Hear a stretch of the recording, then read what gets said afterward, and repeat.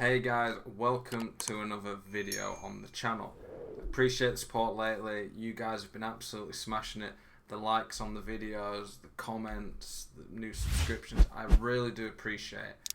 If you've not already, I'd really appreciate if you checked out my Twitch, Zelonius92. You can see a link to it in the description below. That's my dog talking there, he's getting involved in the video. Every single day on Twitch I'm streaming, putting out content for you boys. It's a mix of packs, doing drafts, gameplay, I answer all your questions, look at teams, all these type of things. Get involved on my Twitch every single day. I'm sure you guys love it, and thank you to all those who've come over from YouTube before. My dog seems to be enjoying this video so far. Anyway, this video is looking at the FIFA 21 meta.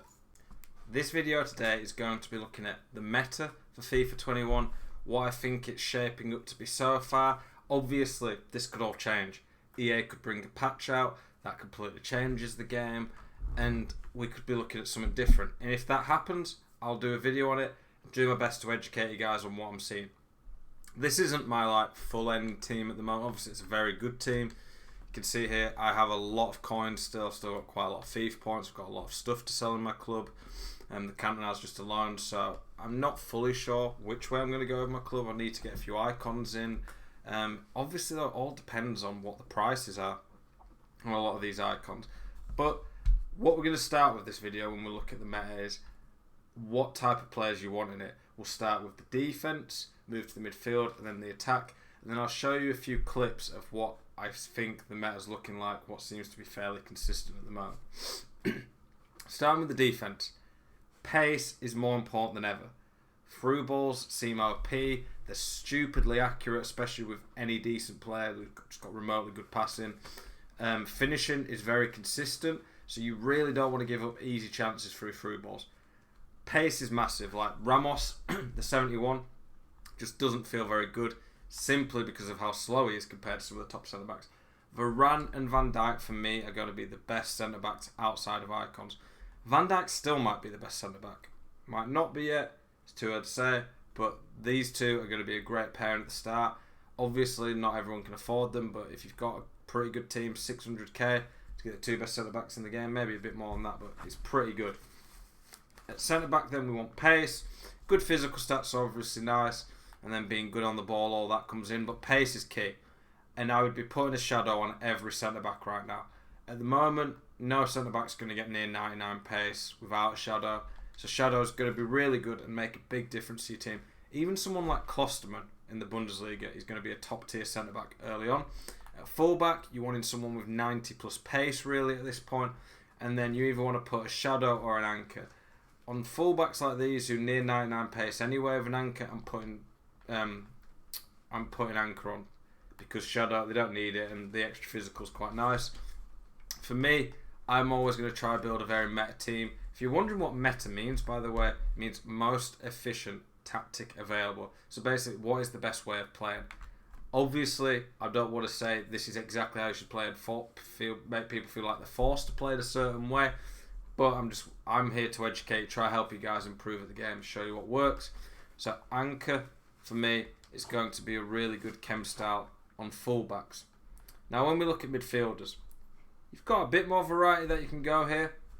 I think you're going to want 75 plus pace again at midfield for the most part, because if they're too slow, they're just not going to be able to get across the pitch too much. This is fairly consistent on the game. One thing that is quite different, I think, and this could change again, but I think that I'm noticing on the game is weak foot is not as king.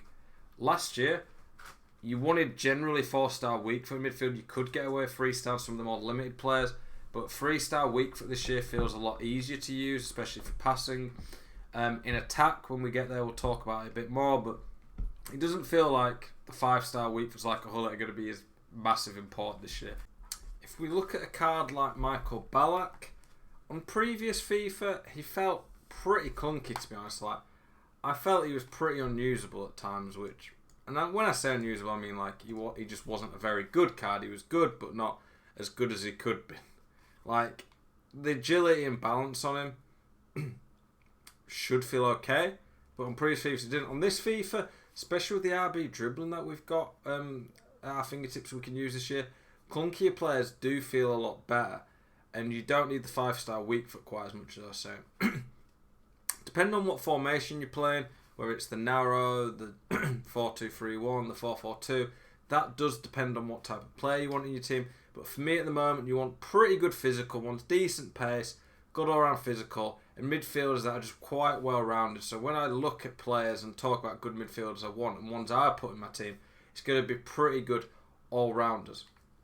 Now, when we're looking at a formation, apart from like the narrow diamond, if we're looking at a formation where we have wide players, pace is going to be key.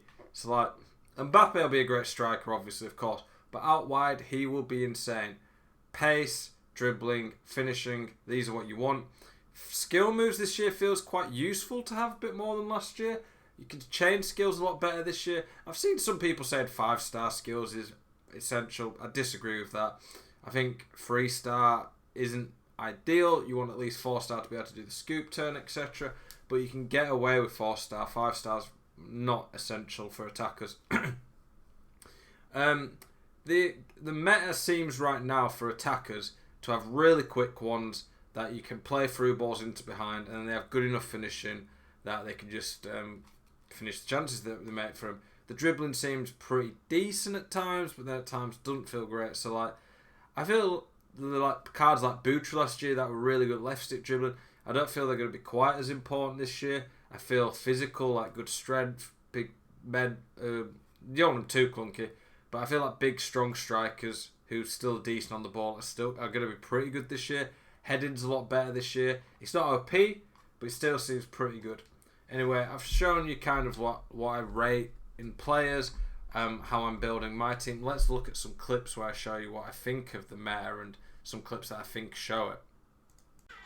Okay, these were clips taken from my Twitch channel, so the webcam's in a slightly different position, so just excuse the fact that you can see double of the webcam border, etc.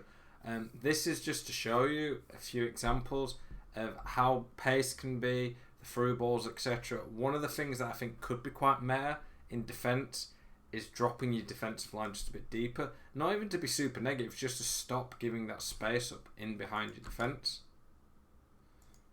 Okay, see here, look. Soon as I played that pass there, that was just a nice, easy through ball. Great run by Son and a great touch. But just look, the AI movement, like, I've not even triggered this. Last year, the AI would never have made that run. But it's genius by the AI, and it's an easy goal. And the pace there, he was worried about CR7 getting in, opened that up. Okay, here's another one. Again, the pace just scares people. Like, look there. He thinks that CR7's going to get through that gap. So he completely oversells it, or overcommits to it. And then Rodrigo, again, intelligent AI run, gets in, and it's a nice, easy finish. The AI runs are so much better that in attack, you are going to want to play a little bit quicker than you did on the previous FIFA, I think, because there's just going to be so many runs happening, especially for the people who have teams with pace and good players. The runs are so much smarter that it's just going to open up so much for you. Okay, this one here is a really beautiful goal we got where we broke someone down. You can see here we're quite deep, but like last year I would have gone forward a lot more slower because counter-attacks just wasn't as good, pace wasn't as good, and you had to be a lot more smart with the ball because it was just hard to break people down. Then look here, I do a quick 1-2, and this isn't Diddy, like this is what I'm talking about, and Diddy's okay at passing, definitely not amazing. It's on his weak foot, and from there he plays a perfect through ball. I can only imagine what players like De Bruyne, Zidane, Hullet, Xavi can do with the passing. But it's an insane pass. He's just so fast. And there, normally, on last year, I'd never would have dreamed of shooting that on Rodrigo's 3-star weak foot. That would have just been unusable. So there, I'd have been forced to cut back onto my left, and that's what my opponent expected. But there, the 3-star weak foot still goes in. So this is what I'm saying. Pace is the most important stat by a distance in attack. Spam lots of through balls like that, and weak foot isn't going to be quite as big a deal this year. Okay, the last clip here is an example of an insane header that we scored. So check this out from the corner. I was amazed this went in. You have to remember as well, this year heading is manual. So you have to aim it properly. If you don't aim it properly, you're going to miss headers and they're going to look really bad. But once you get good at it, heading is pretty strong and players win them a lot. So look at this. It is about 12 yards out and look where he goes. Like, that is just insane. We'll watch it one more time. This is why I think players like CR7 could be amazing, because he's quick, can finish, got the movement, and then he's going to be unreal in the air. It's much more of a skill gap though with the heading because it's manual. Boys, I hope this video has helped. Pace is king. If you didn't get anything else from the video, you need to take that.